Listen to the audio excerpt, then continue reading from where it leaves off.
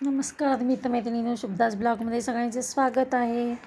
कसे आहेत सगळेजण मस्त आणि स्वस्तच असतात. स्वस्त राहा, मस्त आणि मजेत राहा. इकडे मी विरांशकडे आलेली आहे. जवळजवळ सकाळी 11:30 वाजता आलेली आहे. आणि मग विनायक होता, तर विनायक म्हटला मी ताक आणलेलं आई, तर ताकाची मग कढी. मी म्हटलं मी कढी बनवते, मग विरांशला पण होऊन जाईल आणि तुला पण होऊन जाईल. तिकडे विनायकचं काम चालू असल्यामुळे काय होतं, मला व्हॉइस ओव्हरच करावा लागतो. आणि वरती चिमणीचा आवाज, चिमणी लावलेली आहे, वरती चिमणी चालू केलेली आहे, त्याच्यामुळे मला इथं व्हॉइस ओव्हरच करावा लागतो. इकडं मस्तपैकी मी हिंगाची फोडणी दिली, त्यात कोथिंबीर, कढीपत्ता, आलं, हिरवी मिरची, मस्तपैकी इकडे कढी तयार झालेली आहे. या सगळेजण कढी खायला. कढी हा प्रकार आमच्यात सगळ्यांना आवडतं. ह्यांना आवडतं, सासूबाईंना आवडतं, सगळ्यांना कढी आवडती. हे पहा, विनायक गेला आहे आणायला विरांशला. स्कूलमधनं विरांशला आणायला गेला विनायक.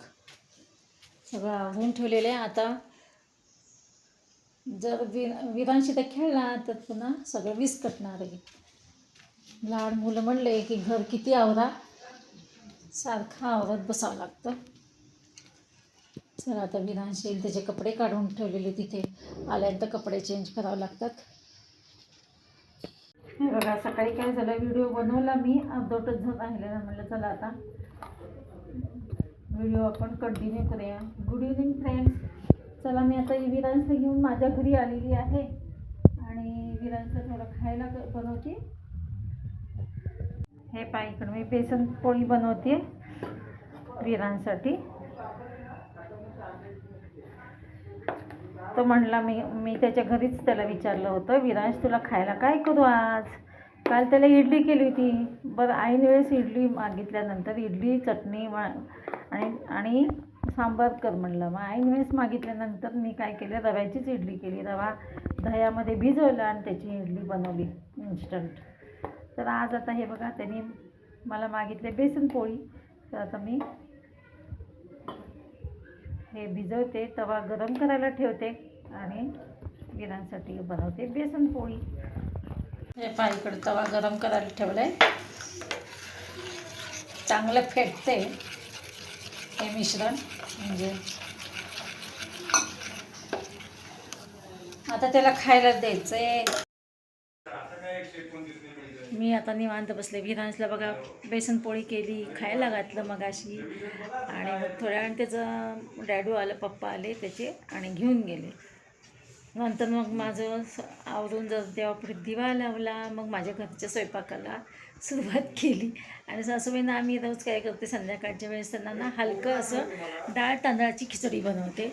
हलका आहार म्हणजे बरं असतं. तर मग सासूबाईंना डाळ तांदळाची खिचडी केली आणि हे खायला घालतात.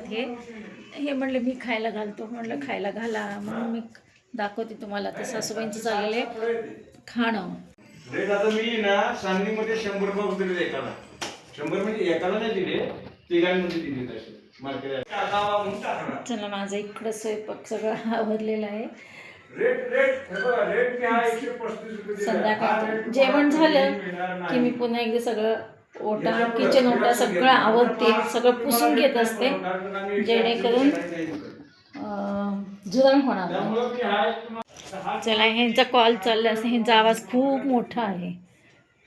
कोणाचा फोन आला की खूप मोठ्याने आवाज असतो आणि खूप मोठ्याने बोलणं असतं त्यांचं. माझा आवाज तुमच्यापर्यंत पोचतो का नाही कोणास ठाऊक, ह्यांच्या कॉलमुळे. ह्यांचा आवाज एवढा मोठा आहे ना. कोणाचं ह्यांचं कसं म्हणजे मार्केटिंगचा माणूस असल्यामुळे खूप बोलण्याचं म्हणजे बडबड पण लागती आहे ना. बाहेरच्या लोकांची, घरातल्यांची जास्त नाही, बाहेरच्या लोकांची बडबड लागते. आणि घरी आली की शांत लागतं त्यांना, कारण का बाहेर बडबड करून जीव कंटाळलेला असतो. आणि बघा आवाज किती त्यांचा मोठा आहे. माझा आवाज पोचतो का नाही कोणास ठाऊक तुमच्यापर्यंत. चला, आता सासूबाईंचं जेवण झालं की मग आम्ही जेवायला बसू. आजचा व्हिडिओ असंच झालेला आहे. चला, तर मग भेटूया अशाच नवीन एका ब्लॉग्समध्ये. तोपर्यंत बाय बाय, टेक केअर.